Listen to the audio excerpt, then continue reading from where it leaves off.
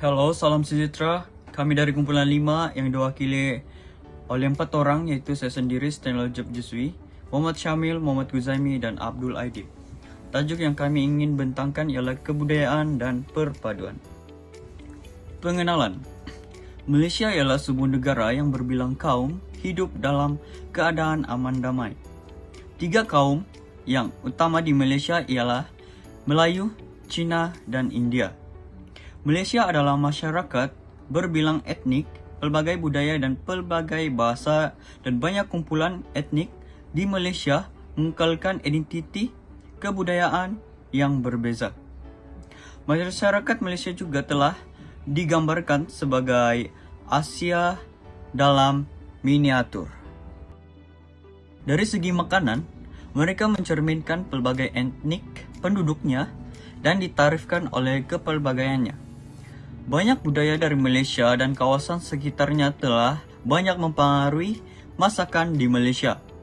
Pengaruh yang kuat dari masakan ialah Melayu, Cina, India, Thailand, Jawa, dan Iban.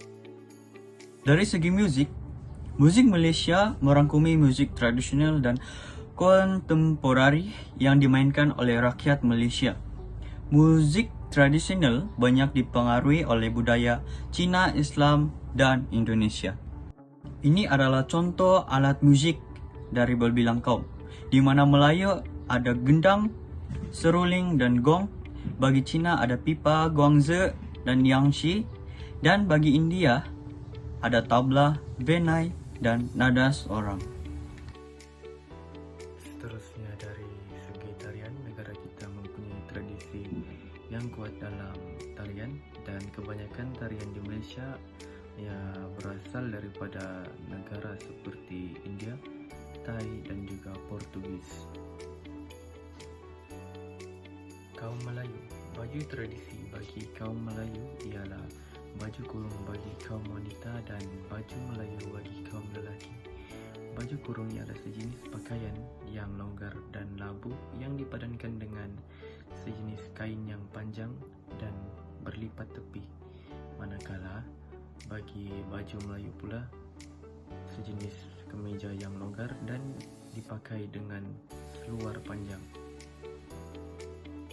Seterusnya, bagi masyarakat Cina pula, pakaian tradisi bagi kaum mereka iaitu Cheongsam bagi kaum wanita dan juga Samfu bagi kaum lelaki.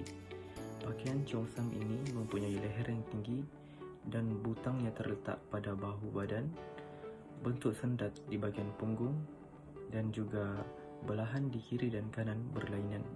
Bagi Samfu pula, kain yang digunakan pada baju dan seluar menggunakan kain yang nipis. India. Bagi kaum India pula, baju tradisi mereka ialah sari bagi kaum wanita dan juga kurta bagi kaum lelaki. Sari merupakan sebidang kain dan dipadankan dengan sebidang kain yang berwarna seakan-akan warna sari tersebut dan dililit pada badan. Manakala kurta pula merupakan kemeja yang panjang sehingga sampai ke lutut dan lazimnya diperbuat daripada kapas dan lainan.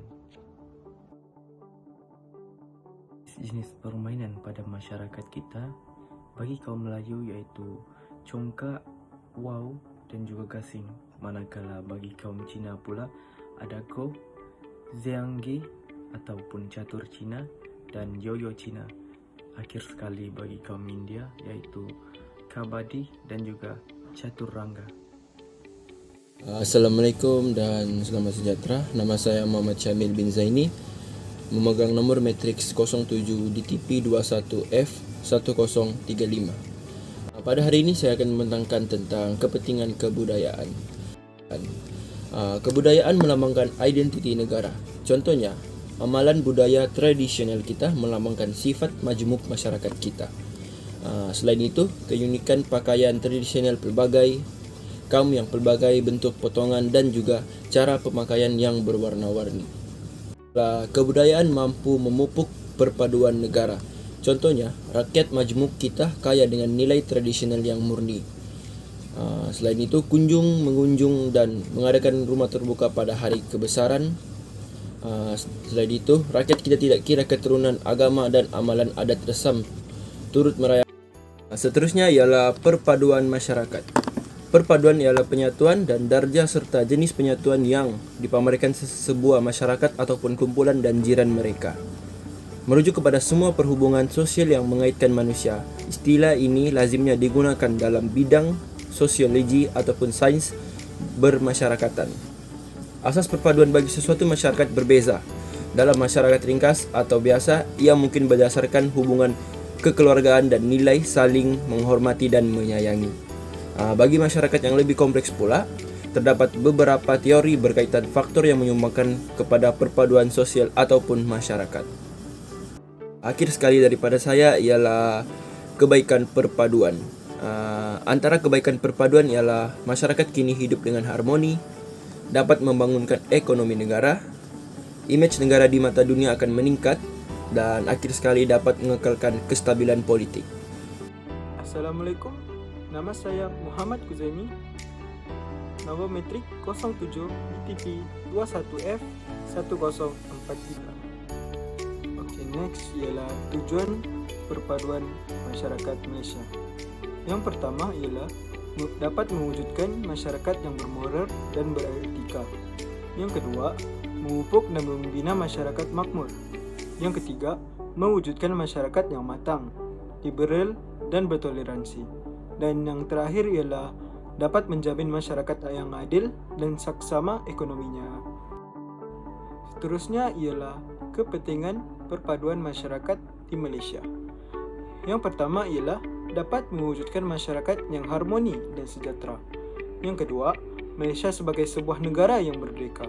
Yang ketiga, dapat meningkatkan kadar pelancong asing ke Malaysia. Dan yang terakhir, keamanan negara dapat dipertingkatkan apabila amalan perpaduan kaum telah meresap ke dalam jiwa setiap rakyat Malaysia. Okey, kesimpulannya, perpaduan kaum memainkan peranan dalam mengukuhkan lagi ekonomi negara dengan penglibatan semua kaum dalam kegiatan ekonomi. Dasar ekonomi baru yang dilancarkan pada tahun 1970 oleh Tun Abdul Razak adalah bertujuan untuk menyusun semula ketidakseimbangan sosioekonomi yang mewujud di negara ini. Pelancaran dasar ekonomi tersebut dapat memastikan bahawa taraf hidup masyarakat dapat ditinggikan dalam usaha untuk mencapai kemajuan dalam pembangunan negara. Jurang perbezaan akan terhapus dalam fungsi ekonomi mengikut kaum dan lahirnya perpaduan ekonomi di kalangan rakyat sambil meningkatkan lagi taraf pembangunan ekonomi. Sekian dari kami. Terima kasih.